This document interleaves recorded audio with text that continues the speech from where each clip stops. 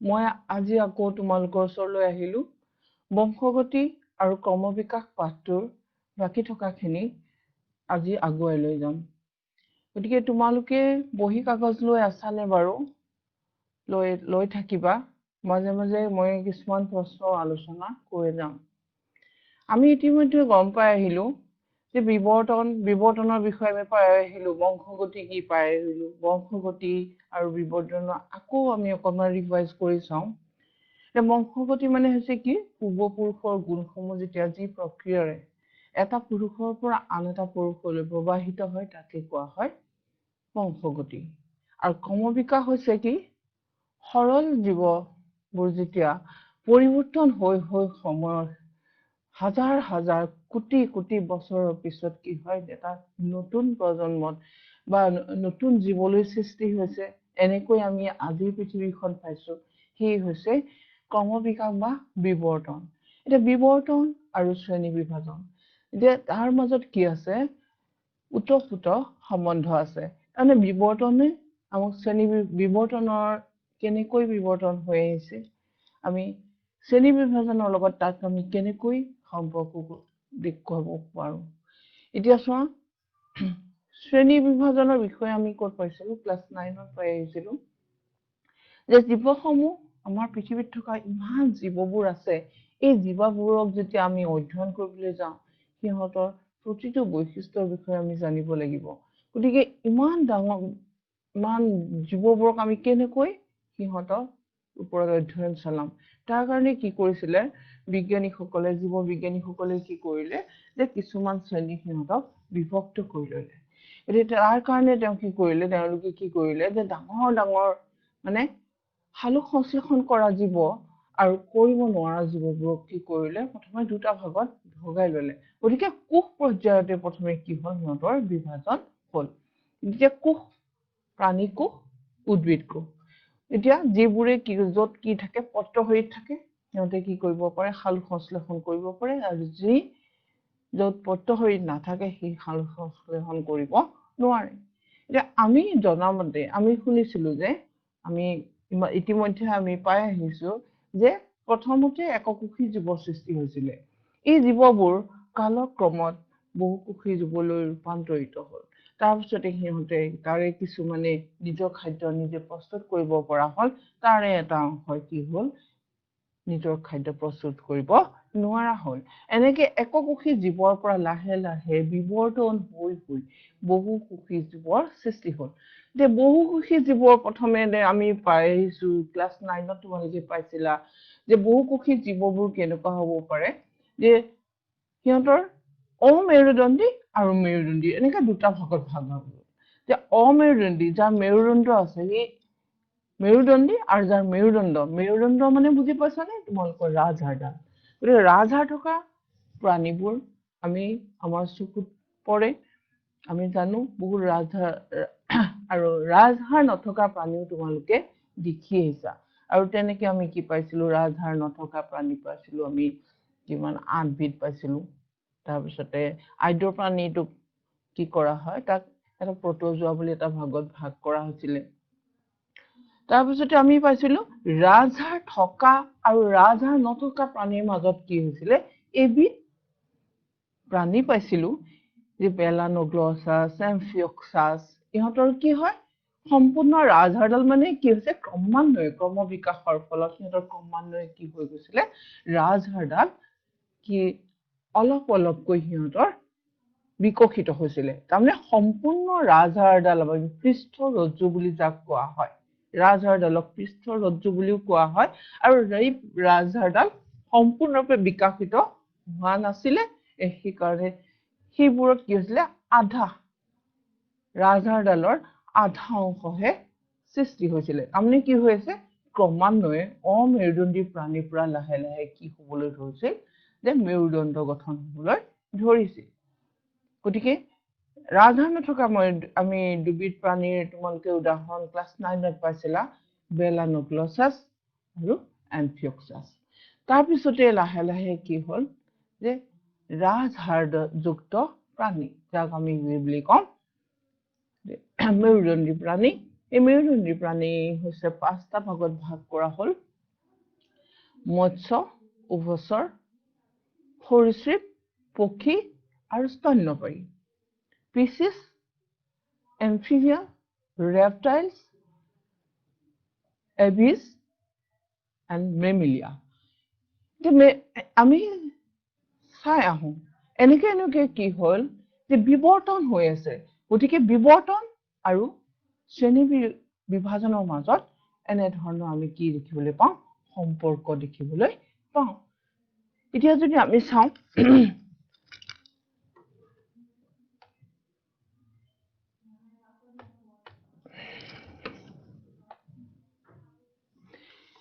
গতিকে কেনেকৈ শ্ৰেণী বিভাজনটো কেনেকৈ কৰিছিলে যে অধ্যয়ন কৰিবৰ কাৰণে যাতে সিহঁতক আমি ভালদৰে অধ্যয়ন কৰিব পাৰোঁ তাৰ কাৰণে কি হৈছিলে উদ্ভিদ প্ৰাণীটো ভাগ কৰা গ'লে আমি আজি প্ৰাণীৰ কথাই কওঁ উদ্ভিদৰ কথালৈ নাযাওঁ গতিকে কি কৰিলে যে ৰাজ্যত ভাগ কৰিলে ইমান ডাঙৰ ডাঙৰ ইমান প্ৰাণী আছে তাক এটা ৰাজ্যত প্ৰাণী আৰু উদ্ভিদৰ পৰা কি হ'ল ৰাজ্য সেই ৰাজ্যবোৰত কিছু একে পৰ্বত ভাগ কৰিলে ৰাজ্যবোৰ কিছুমান সিহঁতৰ সাদৃশ্যবোৰ লক্ষ্য কৰি সাদৃশ্য বৈসাদৃশ্য এইবিলাকক লক্ষ্য কৰি কি হ'ল সিহঁতক পৰ্বত ভাগ কৰা গ'ল পৰ্ববোৰ আকৌ কি হ'ল বেছি তাতকৈ পাৰ্থক্য কম হৈ আহিলে সেইবোৰ হ'ল এটা শ্ৰেণী কিছুমান শ্ৰেণী লগলাগি তাৰমানে কি হৈছে এটা পৰ্ব গঠন হয় তাৰপিছতে আকৌ পাৰ্থক্যৰ পৰিমাণ বৈসাদৃশ্যৰ পৰিমাণ লাহে লাহে কমি কমি আহিবলৈ ধৰিলে তাৰপিছত বৰ্গত থকা বৈসাদৃশ্য আৰু কমি গ'ল তাৰপিছতে গোত্ৰত থকা বৈশিষ্ট্যবোৰ বৰ্গতকৈ কমি আহিল তাৰপিছতে আহিলে গণ বা যাক আমি জাতি বা গণ বুলি কওঁ তাতো কি হৈ গ'ল বৈসাদৃশ্যবোৰ লাহে লাহে কমি আহিবলৈ ধৰিলে একেবাৰে লাষ্টত দেখা গ'ল প্ৰজাতিত কি হ'ল কোনো বৈসাদৃশ্যই নাই তাৰমানে একে প্ৰজাতিৰ মানুহ আমি মানুহবোৰ কি সকলো এটা প্ৰজাতি তোমাৰ মানুহ হলে এটা প্ৰজাতি কুকুৰবোৰ সব কুকুৰ এটা প্ৰজাতি বাঘবোৰ এটা প্ৰজাতি কিন্তু কাৰ লগত আমাৰ সাদৃশ্যটো বেছি গতিকে কাৰ লগত আমি এতিয়া যদি চাওঁ আমি মানুহৰ লগত কাৰ সাদৃশ্য দেখা পাওঁ আমি যদি অধ্যয়ন কৰো আমি আগতে শুনিছিলো যে আমি বান্দৰৰ পৰা হৈছো আমাৰ পূৰ্বপুৰুষ বান্দৰ কিন্তু সেইটো নহয় এতিয়া যদি আমি চাওঁ এই যে আমাৰ primates আমি বেছি দূৰলৈ নাযাওঁ আমি বৰ্গ বা অৰ্ডাৰ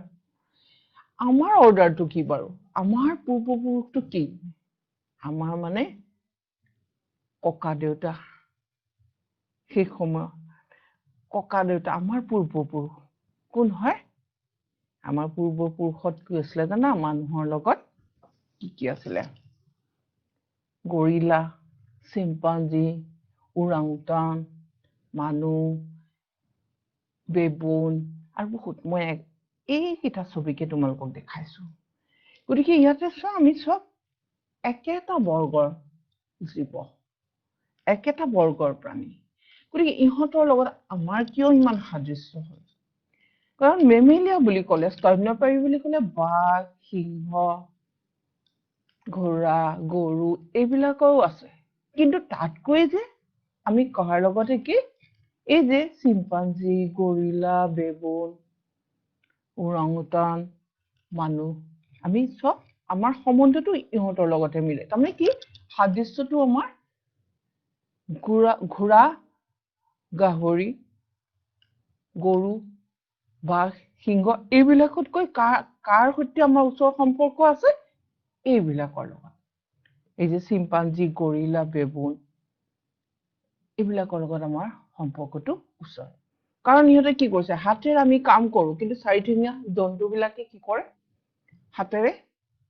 মানে অগ্ৰপদ যাক আমি অগ্ৰপদ বুলি কওঁ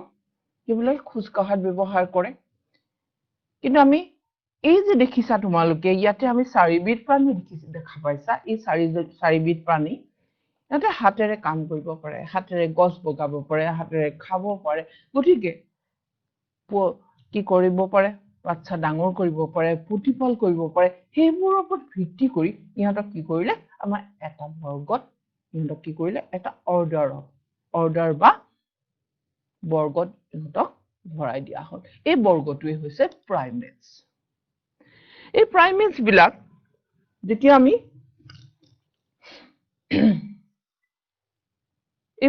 আকৌ যদি আমি চাওঁ এইবিলাকৰ মাজতো আকৌ কি আছে পাৰ্থক্য বহুত আছে সাদৃশ্য যেনেকৈ আছে পাৰ্থক্যও আছে তেতিয়া আমি দেখা পালো যে গোত্ৰবিলাক গতিকে আমি চাওঁ আমাৰ একেবাৰে ওচৰ সম্পৰ্ক কাৰ লগত আছে ওচৰ সম্পৰ্ক আছে চিম্পাঞ্জীৰ লগত কাৰণ চিম্পাঞ্জীৰ লগত আমাৰ বহুত মিলে তোমালোকে আগৰ পাঠত দেখিছিলা যে প্ৰথম মানুহটো দেখিবলৈ কেনেকুৱা আছিলে প্ৰথম মানুহবিলাক যেতিয়া মানুহ চিম্পাঞ্জীৰ দৰে আছিল কিন্তু কি হল কালক্ৰমত যেতিয়া মানুহে কি কৰিলে হাবি এৰি জংগল এৰি কি হল লাহে লাহে খাদ্যৰ সন্ধানত বিভিন্ন ঠাইত ঘূৰি ফুৰিবলৈ ধৰিলে সেই পৰিৱেশৰ লগত নিজকে খাপ খুৱাবলৈ ধৰিলে লাহে লাহে এঠাইত থাকিবলৈ ধৰিলে ধৰাৰ পিছত খেতি কৰিবলৈ ধৰিলে তাৰপিছত লাহে লাহে মানুহৰ জীৱন প্ৰণালী বেলেগ হৈ গল আৰু কি হল মগজুৰ এইবিলাকতকৈ মগজুৰ বিকাশ বেছি হল গতিকে আমি যদি চাওঁ কেনেকৈ বিবৰ্তনৰ লগত এতিয়া তোমালোকে হয়তো কিছু কথা ধৰিব পাৰিছা যে বিবৰ্তন আৰু শ্ৰেণী বিভাজনৰ মাজত সম্পৰ্ক আছে তোমালোকে যদি নিজে সেইখিনি কথা বুজিবলৈ যদি আমাৰ নিজৰ ঘৰখনৰ কথাই ভাবো যে তোমাৰ মা দেউতাৰ তোমাৰ যিকেইটা ল'ৰা তোমালোকৰ যিখিনি বাই ভনী আছে একে প্ৰজাতিৰ গতিকে তোমালোকৰ পূৰ্বপুৰুষ তোমালোকৰ মা দেউতা কিন্তু মা দেউতাৰ পূৰ্বপুৰুষ বেলেগ গতিকে তেনেকৈ আমি এটা কি পাওঁ এটা সেই বৰ্গগোত্ৰ গণ প্ৰজাতিক যদি আমি এনেকৈ মিলাই দিওঁ তেনেকৈ আমি এটা শ্ৰেণী বিভাজন পাম হয়তো তোমালোকে কিছু কথা ধৰিব পাৰিছা এতিয়া আমি চাওঁ বিবৰ্তনৰ সম্পৰ্কে অনুধাৱন কৰিবলৈ এতিয়া চোৱা আমি যে কলো আমি বিবৰ্তনৰ ফলত জন্ম হৈছো আজি পৃথিৱীখনত জীৱবোৰ বিবৰ্তনৰ ফলত জন্ম হৈছে বা থকা জীৱবিলাক কিন্তু তাক জানো আমি এনেই মানি ল'ব পাৰো কেনেকৈ মানি ল'ম সুধিব আমি কেনেকৈ হলো সেইটো জানো আমি বিশ্বাস কৰিব পাৰিম গতিকে তাক বিশ্বাস কৰিবলৈ আমাক কিছুমান সাক্ষী দৰকাৰ সাক্ষী নহলে আমি কোনো এভিডেন্সেছ নহলে আমি তাক মানি ল'ব নোৱাৰো গতিকে বিবৰ্তন সম্পৰ্কে অনুধাৱন কৰিবলৈ কি কৰা হৈছিলে এই জীৱবিদ সকলে কি কৰিছে বহুত অধ্যয়ন কৰি তেওঁলোকে কেইটামান আমাক কি দিছে উপায় দিছে যে সমসংস্থ অংগ কিছুমান আমাক এভিডেন্স দিছে যে সমসংস্থ অংগ সমভিত্তিক অংগ আৰু জীৱাশ্মৰ অধ্যয়ন এইবিলাক কৰিলে আমি কি পাম এইবিলাকৰ দ্বাৰা আমি ক'ব পাৰিম যে হয় সঁচা আমি আমাৰ পূৰ্বপুৰুষবোৰ ধৰা স্তন্যপায়ী জীৱৰ পূৰ্বপুৰুষ একে আছিলে আমি স্তন্যপায়ী জীৱ গতিকে আমাৰ পূৰ্বপুৰুষ একে তাৰ দেখুৱাবলৈ তেওঁ কি কৰিলে সমসংস্থ অংগ সমভিত্তিক অংগৰ জীৱাশ্মৰ অধ্যয়ন কৰিলে এতিয়া সমসংস্থ অংগনো কি সমসংস্থ অংগ বুলি ক'লে আমি কি বুজি পাওঁ এতিয়া চোৱা তোমালোকে সমসংস্থ অংগ কি এতিয়া আমাৰ বিভিন্ন অংগৰে আমাৰ জীৱদেহবোৰ গঠিত হৈছে যে সমসংস্থ অংগ কোনবোৰ যিবোৰ অংগৰ উৎপত্তি স্থান একে কাৰ্য বেলেগ সেইবোৰক অংগ কি বুলি কোৱা হয় সমসংস্থ অংগ যেনে মানুহৰ হাত ভেকুলীৰ অগ্ৰপদ ভেকুলীও জপিয়াই চাবা আকৌ আমাৰ কাৰ লগত মিলি আছে দেখিছানে নাই ভেকুলীৰ অগ্ৰপদ আমাৰ হাত বাদুলিৰ ডেউকা চৰাই ডেউকা এই সকলোবিলাক ঘোঁৰাৰ আগঠেং যিমানবিলাক চাৰি ঠেঙীয়া বস্তু আছে তাৰ অগ্ৰপদবোৰ কিহৰ লগত আমি কি বুলি ক'ব পাৰো সমসংস্থ অংগ বুলি ক'ব পাৰো কাৰণ সমসংস্থ অংগ হলে সিহঁতৰ উৎপত্তি স্থানহে একে কিন্তু কাৰ্যবিলাক বেলেগ বেলেগ আমি হাতেৰে কাম কৰো ঘোঁৰাই দৌৰে ভেকুলীয়ে জপিয়াই চৰাই উৰে বাদুলিয়ে উৰে গতিকে এইবোৰ হৈছে সমসংস্থ অংগ এই অধ্যয়ন কৰিলে গতিকে সমসংস্থ অংগই কয় যে হয় আমি আমাৰ পূৰ্বপুৰুষ একে আছিল নহলে আমাৰ অংগবোৰৰ উৎপত্তি একে নহলে তাৰপিছতে সমভিত্তিক অংগ যিবোৰ কিন্তু এতিয়া চোৱা যিবোৰ অংগৰ উৎপত্তি বেলেগ উৎপত্তি স্থান বেলেগ কিন্তু সিহঁতৰ কাৰ্য একে সেইবোৰকে কোৱা হয় সমভিত্তিক অংগ এতিয়া সমভিত্তিক অংগবোৰ এতিয়া ধৰা পখিলা আৰু পাখি চৰাই টেউকা এই দুইটাই কিহত ব্যৱহাৰ হয় উৰিবলৈ ব্যৱহাৰ হয় কিন্তু সিহঁতৰ উৎপত্তি বেলেগ গতিকে আমি ক'ব পাৰো যে পখিলাৰ লগত আমাৰ বহুত দূৰ সম্পৰ্ক বহুত দূৰ গতিকে পখিলাৰ পাখি আৰু চৰাই পাখি আমি দুটাকে কি বুলি ক'ম সমভিত্তিক অংগ বুলি কম সেইবিলাকেও আমাক কি কৰে বিবৰ্তনৰ কি দিয়ে আমাক বিবৰ্তনৰ বিষয়ে কিছু জ্ঞান দিয়ে তাৰপিছতে হ'ল ফসিল বা জীৱাশ্ম মানে হৈছে কি পৃথিৱীৰ শিলাস্তৰৰ মাজত পোত গৈ থকা মৃত জীৱৰ সাঁচক জীৱাশ্ম বোলা হয় গতিকে এই জীৱাশ্মবোৰ পৃথিৱীৰ শিলাস্তৰৰ মাজত আমাৰ পৃথিৱীত কিমান ডাঙৰ শিলাস্তৰ আছে সেই শিলাস্তৰবিলাক যদি আমি খান্দি উলিয়াম সেই শিলাস্তৰৰ মাজত কিছুমান জীৱৰ সাঁচ পোৱা গৈছে আজিকালি আমি কিহৰ সম্ভেদ পাইছো ডাইনছৰৰ সম্ভেদ পাইছো কিন্তু ডাইনছৰৰ উৎপত্তি কাল আছিল আজিৰ পৰা নিযুত বছৰৰ আগত গতিকে সেই নিযুত বছৰৰ আগত যে ডাইনছৰ আছিল সেই কথাটো আমি ক'ৰ পৰা গম পাইছো জীৱাশ্ম অধ্যয়নৰ পৰা গম পাইছো মানে কেনেকৈ আমি গম পাইছো জীৱাশ্ম অধ্যয়ন এতিয়া আমি জীৱাশ্মৰ বিষয়ে আমি আৰু অলপ পিছত আকৌ ব্যাখ্যা কৰিম এতিয়া আমি সমসংস্থ অংগৰ অধ্যয়ন চাম এতিয়া সমসংস্থ অংগৰ অধ্যয়নত দেখিবা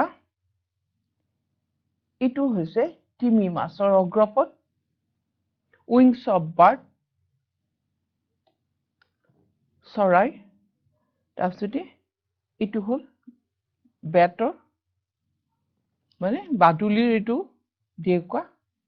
এইটো ঘোঁৰাৰ লিম আৰু এইটো মানুহৰ হাড় গতিকে ইহঁতৰ হাড়বিলাক তোমালোকে দেখিলে গম পাবা দেখিছা হাড়ৰ গঠনবিলাক একে দুটুকুৰা হাড় ইয়াত লাগি আছে পাঁচটাকৈ আঙুলি আছে চবতে চাবা পাঁচটাকৈ আঙুলি আছে চবতে পাঁচটা তোমালোকে যদি হিচাপ কৰি চোৱা দেখা পাবা চবতে আমাৰ যেনেকৈ পাঁচটা আঙুলি আছে ঠিক তেনেকৈ আছে এইবিলাকতো কি আছে পাঁচটা খুৰাটো কিন্তু দেখিবলৈ এটা খুৰাৰ নিচিনা কিন্তু ইয়াত কি আছে পাঁচটা আঙুলিৰ দৰে আছে এতিয়া ডেউকাখনো দেখিবা তেনেকুৱা পাঁচটা আঙুলিৰ দৰে অংগত কি লাগি আছে বাদুলিৰ ছালখনে তাক আৱৰি তাক কিহলৈ ৰূপান্তৰিত কৰিছে ডেউকাত পৰিণত কৰিছে গতিকে এইবোৰ হৈছে সমসংস্থ এই অধ্যয়নৰ পৰা আমি গম পাম যে আমাৰ পূৰ্বপুৰুষ কি আছিলে একে আছিলে এতিয়া সমভিত্তিক অংগটো চাওঁ সমভিত্তিক অংগ দেখিছা ইয়াতে এইখন হ'ল ডেউকাৰ বাদুলিৰ ডেউকা চৰাই পাখি পখিলাৰ পাখি এতিয়া বাদুলিৰ ডেউকা আৰু চৰাই পাখি আমি পাই আহিলো যে ইহঁতে সমসংস্থ ইহঁতৰ কিন্তু উৎপত্তি একে সমসংস্থৰ অংগৰ উৎপত্তি একে কিন্তু কাৰ্য বেলেগ ইয়াত আমি দেখিছো বাদুলি আৰু চৰাই বাদুলি এতিয়া আমি চাওঁ বাদুলি ডেউকাখন ছালেৰে আবৃত কিন্তু চৰাই কি আছে পাখি আছে গতিকে সিহঁতৰ গঠনত আমি ইয়াত কি দেখিছো পাৰ্থক্য দেখিছো গতিকে সিহঁতক আমি কি বুলি ক'ব পাৰো সমভিত্তিক বুলি ক'ব পাৰো কাৰণ সিহঁতে সদায় উৰণতে এইটো ব্যৱহাৰ কৰিছে আনহাতে পখিলাৰ পাখিও কি হৈছে সমভিত্তিক অংগৰ উদাহৰণ তাৰপিছতে এতিয়া চোৱা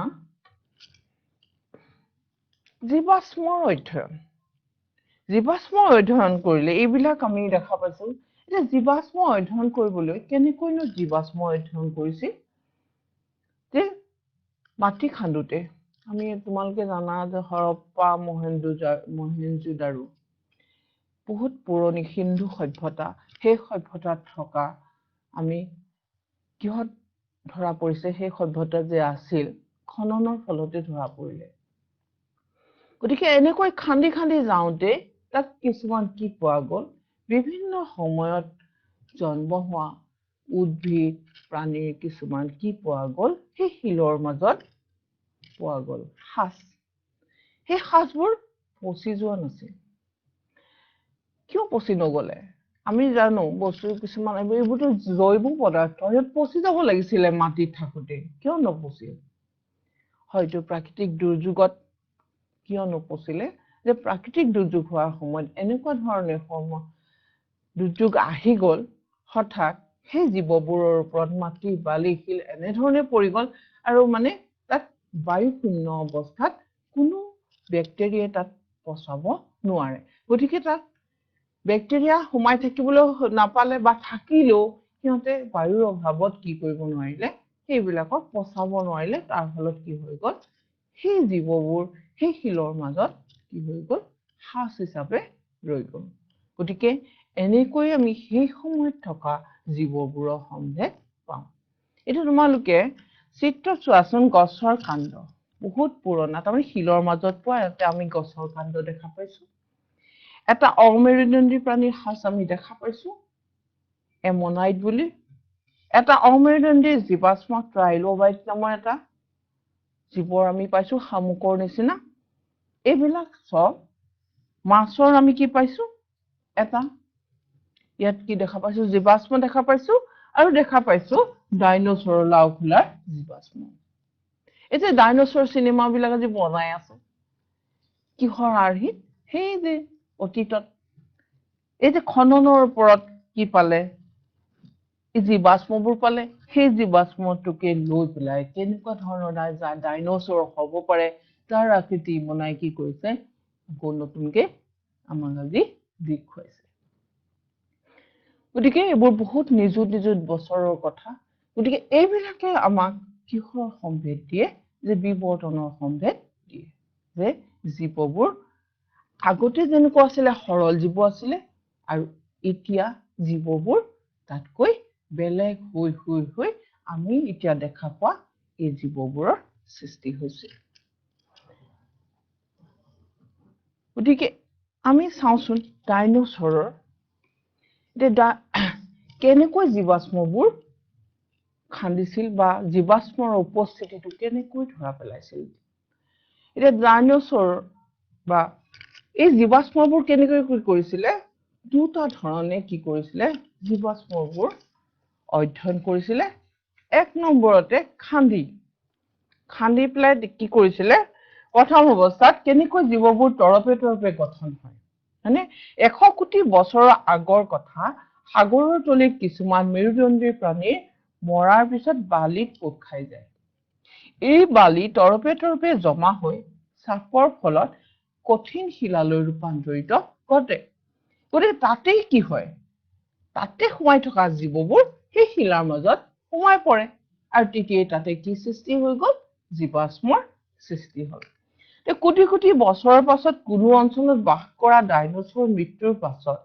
ইহঁতৰ দেহ বোকাত পোত খাই পৰে আৰু কালক্ৰমত বোকাবোৰ কঠিন শিললৈ ৰূপান্তৰিত হ'ল এই শিলাখণ্ড অমেৰুদণ্ডী প্ৰাণীৰ জীৱাশ্মৰ উপৰিভাগত স্তৰীভূত হ'ল এতিয়া চোৱাচোন প্ৰথম চিত্ৰটোত আমি দেখা পাইছো সাগৰৰ তলিত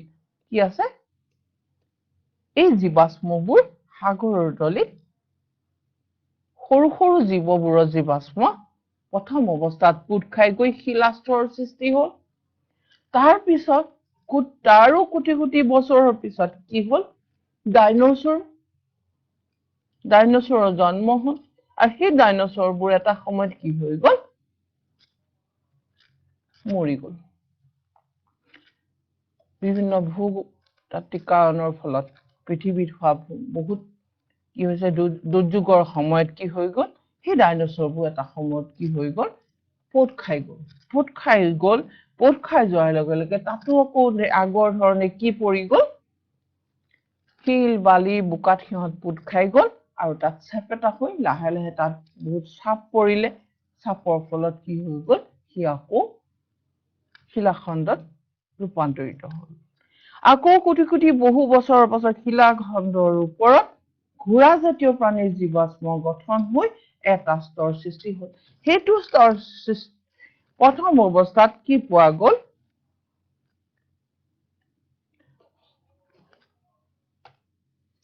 প্ৰথম অৱস্থাত থাকিলে সৰু সৰু জীৱবিলাক, এইবোৰ আকৌ শিলত পৰিণত হৈ গ'ল। তাৰপিছতে আহিলে ডাইনছৰ। ডাইনছৰবোৰ কি হৈ গ'ল? তাৰপিছত ইহঁত যেতিয়া শিলত পৰিণত হ'ল, তাৰ ওপৰত আকৌ কি হ'ল? এবিধ ঘোঁৰাজাতীয় প্ৰাণীৰ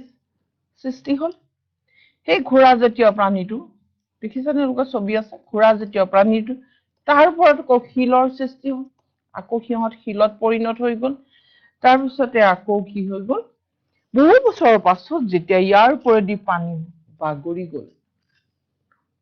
শিলৰ কিছু অংশ ক্ষয়ভৱন হৈ যোৱাৰ পিছত ঘোঁৰাজাতীয় প্ৰাণীৰ জীৱাশ্ম ওলাই পৰিল। এতিয়া গভীৰতৰ শিলাখণ্ডৰ খননৰ ফলত পুৰণি জীৱাশ্মসমূহ পোৱা যায়। এতিয়া চোৱা, এতিয়া কি হৈ গ'ল? এটা সময়ত এই শিলাস্তৰৰ মাজেৰে পানী বৈ আহোঁতে আহোঁতে আহোঁতে সেই শিলা ক্ষয় গৈ এটা সময়ত কি হৈ গ'ল? এই ঘোঁৰাজাতীয় প্ৰাণীটো ওলাই পৰিল। ওলাই পৰিল, তেতিয়া গম পালো। এতিয়া তোমালোকে অধ্যয়ন কৰিলে গম পাবা প্ৰথমে কোনবোৰ জীৱৰ সৃষ্টি হৈছিলে। এই একেবাৰে সৰু সৰু জীৱবোৰ, যিবোৰ একেবাৰে তলত পোৱা গৈছে, সেইবোৰ প্ৰথমেই সৃষ্টি হোৱা জীৱ। তাৰপিছত আমি যদি ক্ৰমান্বয়ে গুচি যাওঁ, তাতকৈ এবিধ জীৱ ডাইনছৰ, তাৰপিছতে ঘোঁৰাজাতীয়।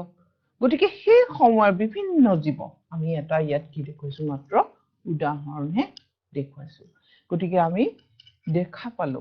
যে এনেকৈ পৃথিৱীৰ জীৱবোৰ বিৱৰ্তন হৈ হৈ হৈ আজি পৃথিৱীখনত থকাবোৰ জীৱবোৰ দেখা পোৱা গৈছে।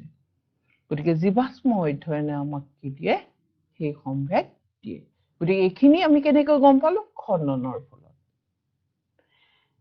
কিন্তু আৰু এটা পদ্ধতি আছে, তাক কোৱা হয় কাৰ্বন ডেটিং পদ্ধতি। গতিকে আমি জানো জীৱদেহবোৰ আমাৰ কিহেৰে গঠিত? জীৱদেহত প্ৰধানকৈ আমাক কি আছে? থকা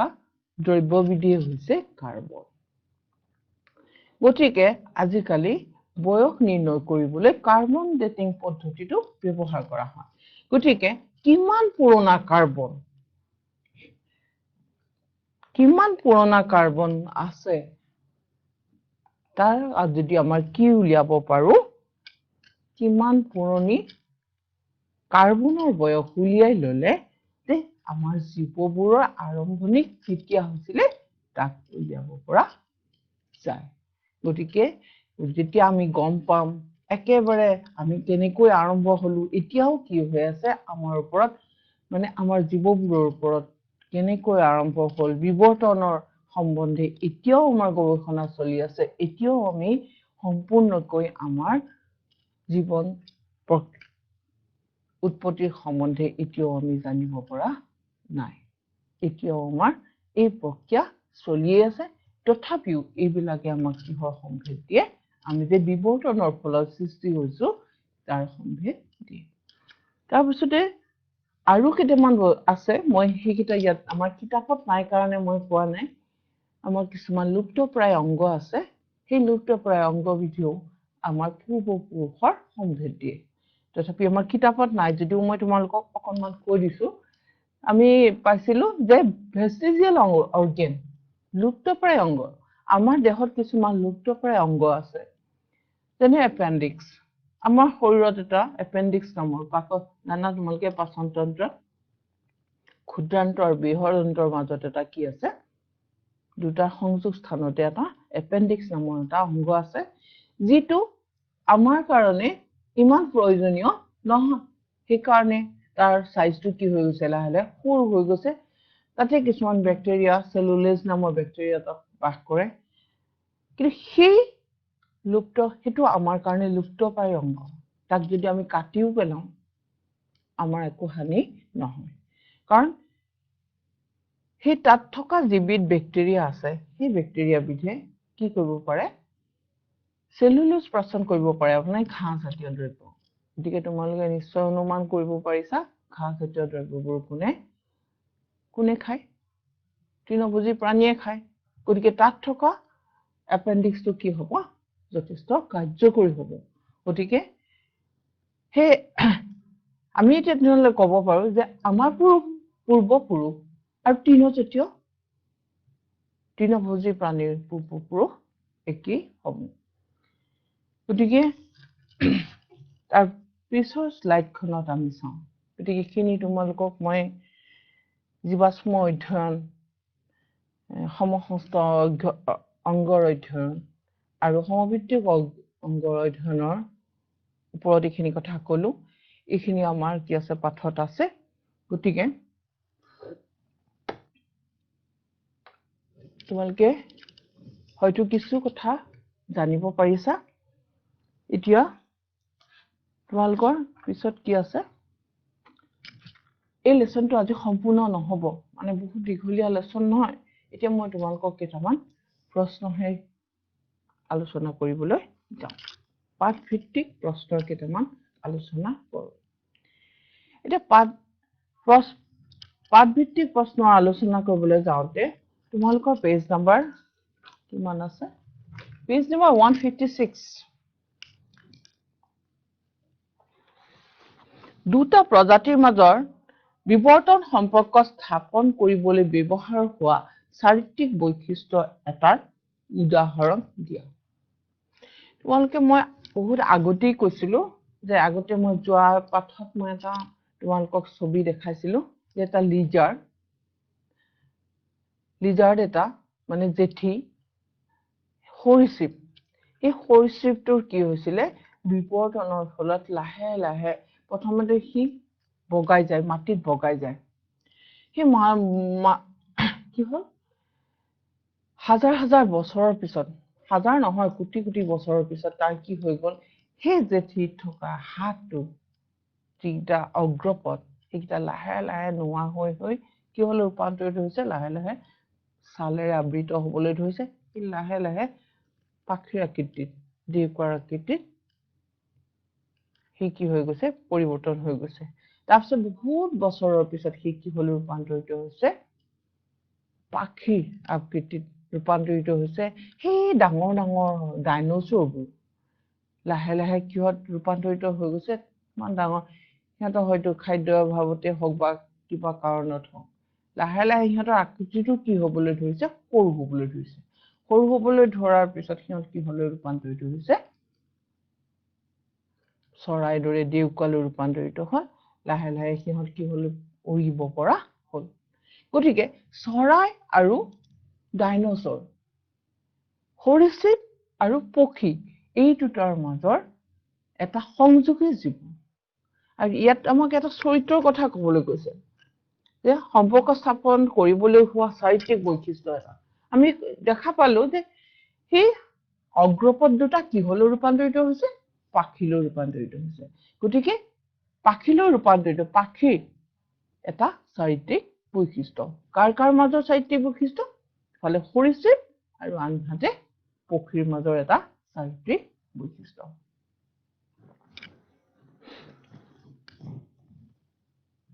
তাৰপিছতে হল 2 নম্বৰটো চোৱা মই ইয়াত দুটাহে ইয়াত লিখিলো তোমালোকে নিজে প্ৰশ্নটো চাই লোৱা 2 নম্বৰটো আছে পখিলাৰ পাখি আৰু বাদুলিৰ দেউকক সমসংস্থ অংগ বুলি ক'ব পাৰিনে কিয় পাৰি বা কিয় নোৱাৰি পখিলাৰ পাখি আৰু বাদুলিৰ দেউকাক সমসংস্থ অংগ বুলি ক'ব পাৰি জানো নোৱাৰি কাৰণ পখিলাৰ পাখি তাৰ উৎপত্তি বেলেগ পাখি দুখনৰ উৎপত্তি স্থানৰ লগত বাদুলিৰ দেউকাৰ উৎপত্তি স্থান বেলেগ কিন্তু সিহঁতে কি কৰে কাৰ্য একে কৰে উৰাত সহায় কৰে গতিকে সিহঁতক আমি সমসংস্থ অংগ বুলি ক'ব নোৱাৰো সিহঁত কি হ'ব তেতিয়াহলে সমভিত্তিক অংগহে হ'ব তাৰপিছতে হল জীৱাশ্মসমূহ কি বিবৰ্তন সম্পৰ্কে জীৱাশ্মসমূহে আমাক কি কয় আমি ইতিমধ্যে তাৰ বিষয়ে আলোচনা কৰি আহিছো জীৱাশ্মসমূহ হ'ল যে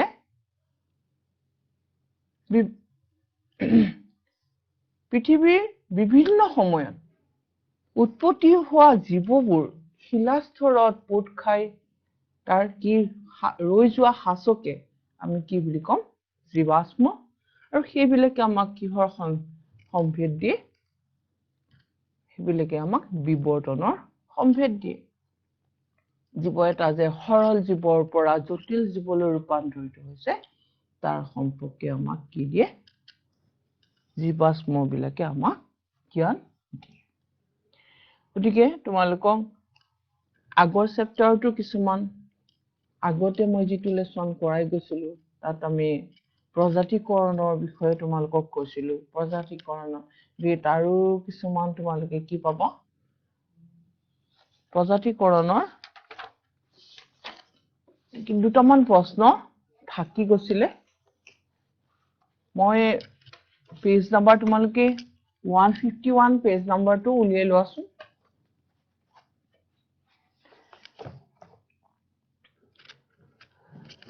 প্ৰজাতিকৰণৰ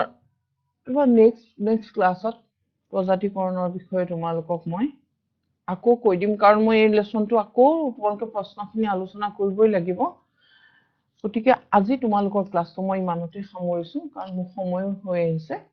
ইমানতে এৰিছো গতিকে মই যদি উলিয়াই লৈছিলো সেইখিনি মই এতিয়া নলও বুলি ভাবিছো গতিকে আমি শেষ কৰিব নোৱাৰিম সময় গতিকে ধন্যবাদ আৰু অহা শনিবাৰে তোমালোকৰ মই ক্লাছ লম তোমালোকে কিতাপ বহি পেন লৈ পঢ়ি থাকিবা